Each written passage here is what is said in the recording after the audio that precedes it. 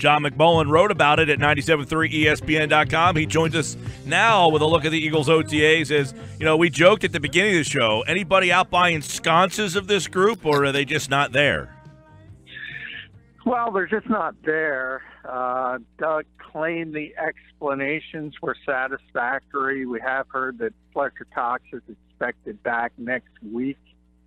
So it does seem to be one of those issues where, you know, let's be honest, veteran players don't really get a lot out of these types of activities.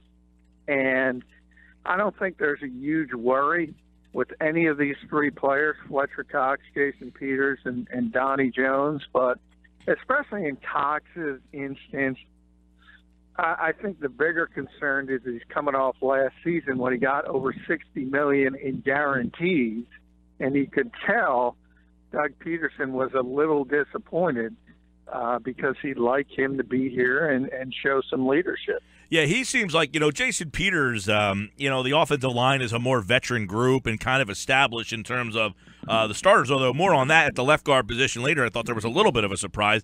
But Fletcher Cox, if you're Elijah Qualls or if you're Tim Jernigan just getting here, you'd really like to pick his brain. So I feel like Peterson probably has some gripe on why his face of the defense really decided not to show. Yeah, and as I said, you could tell in his comments he was a little bit, he always in these types of circumstances points out it's voluntary. That's part of the rules. There's nothing he can do about it. But you could tell he was a little disappointed because, as I mentioned, you have a little more responsibility when somebody hands you a check for $60 million. I think that's part of it. I think it would be naive to assume anything else. And it's very similar. You think about, obviously, the leader of a football team is the quarterback. Well, technically, Carson Wentz doesn't have to be here either, but nobody would ever assume any starting quarterback in this league wouldn't show up for OTAs, and there's a reason for that because they're leaders and they're expected to show up. So it's not – I don't want to make it out to be a bigger issue than it is because he'll be here and he'll probably be here next week, but the coach was a little upset. There's no question about it. John, you know my affinity for the kickers. What's the punter's excuse? The punter's excuse is basically what I just told you. He doesn't need it. And, Donnie's 36 years old and would probably, not probably, it's pretty evident that he'd like to spend some time with his family, and he doesn't need this kind of stuff. But I will say that, the Eagles brought in, I don't want to say it's competition, because Donnie's has been such a good punter, and I don't think there's any intent to move on from him. But they did get Cameron Johnson from Ohio State, who was a very good punter at college. And you start to think about, when you're talking about kickers and punters, and if they're good enough to be 36 like Donnie is and still be in this league, well, you make a lot of money for that position. So in theory, if you bring in an undrafted rookie, you're going to save some money. So I do think he should just kind of raise an eyebrow and realize that. John McMullen's with us, 97.3ESPN.com. So, really, that's one of the storylines at OTAs was Fletcher Cox, Donnie Jones, Jason Peters not there. But I thought he came out firing the bullets right away. Isaac Seumalo's first-team reps, which means Alan Barber, who is nursing a calf injury. But it sounded as if they are morphing Allen into kind of your swing guy, your first man off the bench. Yeah, I agree with that. I've talked about that a number of times. That would be their preference, to have Allen be the game day swing tackle, because he can play left tackle, he can play right tackle, he can play left guard, he can play right guard. He can do it all except play center, and that's what you want out of a backup offensive lineman, is versatility. And this team loves Isaac Seumalo. They've been talking about him being a starter since basically the day they drafted him. And they wanted him to start at left guard last season, and he hurt his pec muscle in training camp, and that set him back. So now we're back where they want to be, and he's going to be the left guard.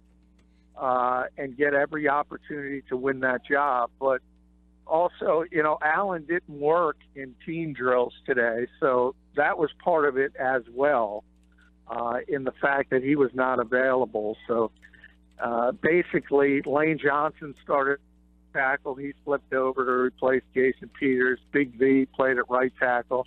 And then Dylan Gordon was the backup left tackle. So the fact not only Peters wasn't there, but Barber wasn't able to go, that kind of affected what they were doing on the offensive line. John, there's some news out there today, too, about Jason Kelce that might keep him around for those people who thought that he might be right on his way out the door. What's that news behind Jason Kelce, if you will, that impacts him? Yeah, I mean, he's a starter. As long as he's here, he's the starting center. And I think the same thing is with Michael Kendricks at linebacker. We've heard the trade rumors. They're real. It's not like they're made up. There's a possibility both of those guys aren't here in September. But as long as they're here, it's status quo, and they're the starters. And Jason took every snap with the first team at center. His backup was Stefan Wisniewski, and that's the way they'll proceed. He's the starter as long as he's here. News about the undrafted kid, though, Orlovsky. I thought that's what came out today. Yeah, he hurt his MCL in rookie camp, so he's going to be out of the lineup, out of work for probably anywhere up to 2 months. So that obviously hurts him, but in a weird way, it's good.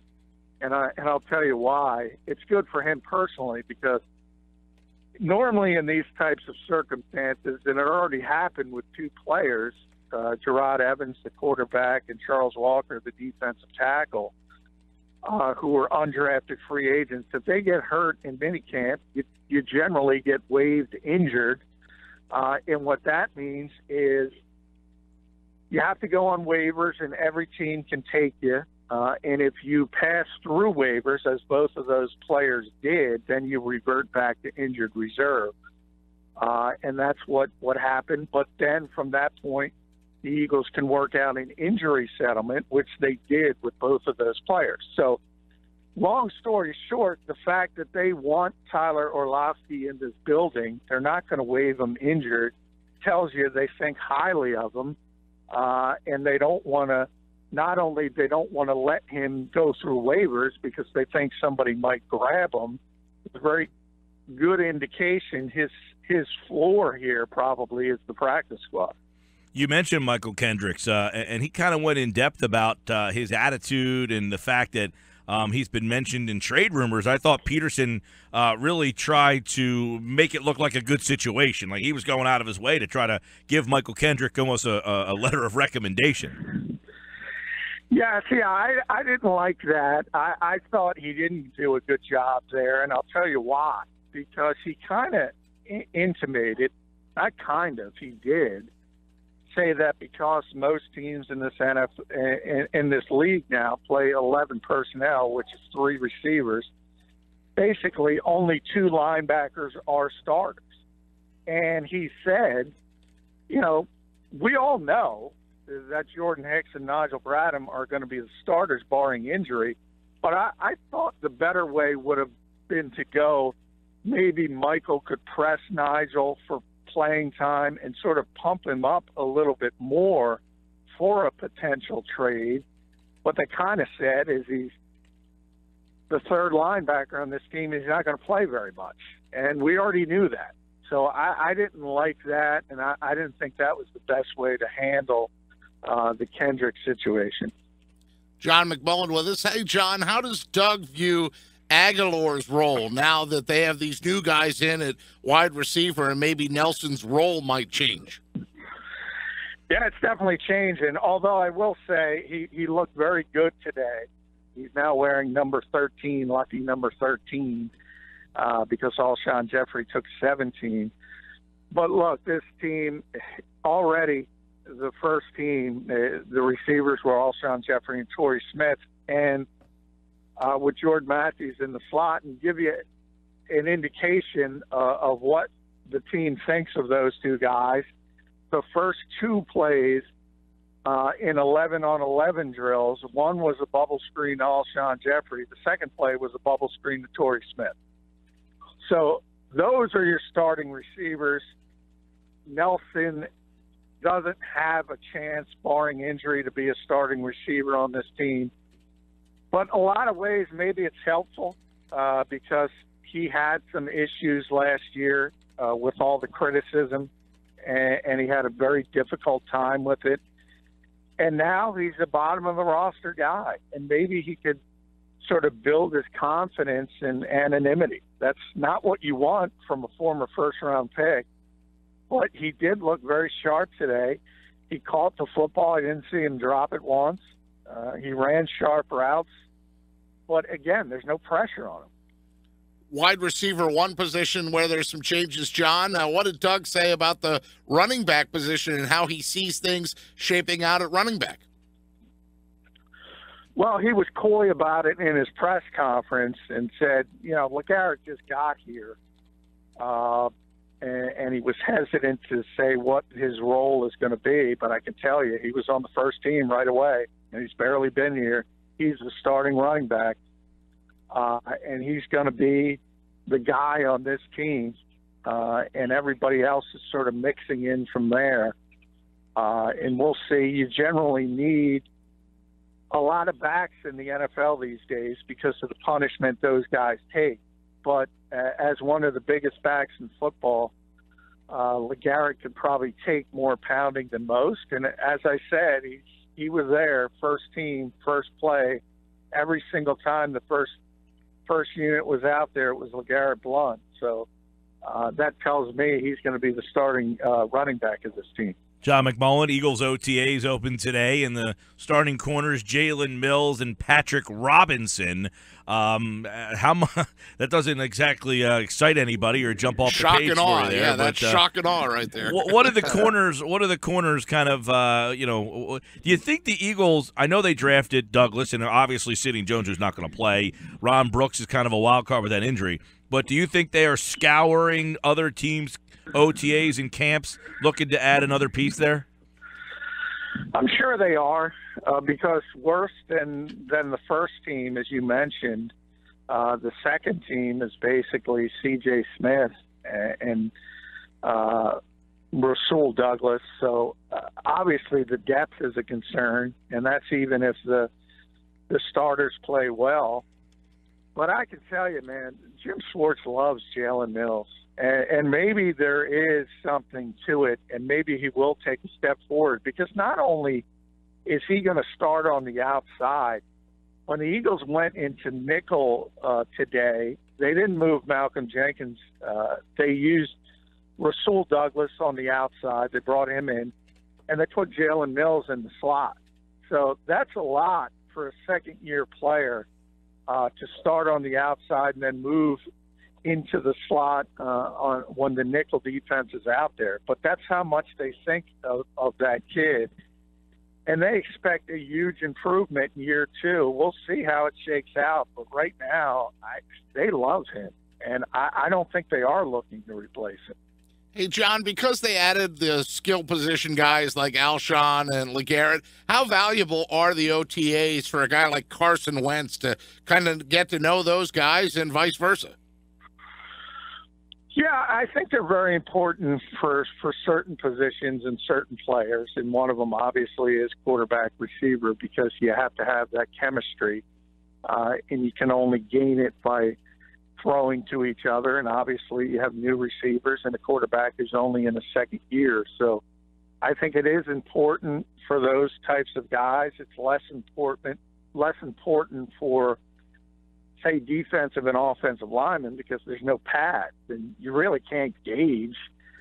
Tried to look at Derek Barnett a lot today, but I mean, until they put the pads on, it's really difficult to say how any defensive lineman or offensive lineman are doing. But as I said, with quarterbacks and receivers, they need to develop chemistry throwing and catching the football. So I think it is very important for those particular positions. Hey, John, I know Jordan Matthews, Doug Peterson was asked about him and his future. Do you see him as a long-term guy? He's one name that's kind of come up in trade talk. So Doug kind of indicated that, yeah, Jordan's is a big part of this offense, but they added 2 receivers in the draft, 2 guys in free agency. So I guess people try to read the tea leaves a little bit there. Yeah, they do. And Jordan broke out of fake news on us today in the locker room. When we were talking about potential trade baits. And look, you're right by mentioning the fact that this team brought in 2 wide receivers in free agency and 2 in the draft. And there's a numbers crunch at some point. And if Matt Collins and Shelton Gibson, the rookies, obviously started out on the 3rd team, and that's what you do with rookie mid-round picks. And but if they develop, yeah, I mean, some of the veterans have to go. I don't know if Torrey Smith is going to be here long term. I do think Alshon's going to be here, barring injury or something of that nature, because he's head and shoulders above every other receiver on this team. And there could be a place for Jordan Matthews, but there could not be. And he knows that. When he kind of chuckled when he said fake news to us, and then he quickly said, look, everybody in this league, there's a price for everybody. And we all know we could be gone at any moment, and that's kind of where Jordan Matthews is. But while I say that, I think he's now with Torrey Smith and Alshon Jeffrey here, he can sort of play where he's most comfortable in the slot, where Doug Peterson thinks he's at his best. And it might be helpful in some ways because with opposing defenses paying more attention to the other receivers, he should have more room to work with. John, a couple NFL news and notes here. By the way, Eagles OTAs continue tomorrow. We'll have more on that. And as the first day got underway today, Carson Wentz also spoke today up at the OTAs, and he's a guy who worked with the footwork this offseason. So any big changes, anything crazy to kind of send down to the listeners about Carson Wentz? Does he look any different? Does he see more? I thought something Doug did say was, look, last year he got drafted. He's number 2. He's out doing he's on the interview tours. He's doing everything. None of that this offseason. He's in here doing the work. Yeah, I mean, that's helpful. Coaches always say in this league the biggest improvement you see is between the first and second year with players, and it's generally because it is kind of a whirlwind when you're a rookie, especially a high-profile rookie like Carson was, second overall pick. You're sort of doing this world tour of events and leading up to the draft and the interviews, and then you're brought into the facility, and it's very difficult to get your feet under it. And then there's the aspect that, remember, last year at this time, Sam Bradford was still here, and Carson wasn't expected to be the leader of this team. He was expected to kind of fit in slowly, and everything got sped up, and now it's his team. And Doug talked about his leadership, and he's far more comfortable. He mentioned that in his talk with us today.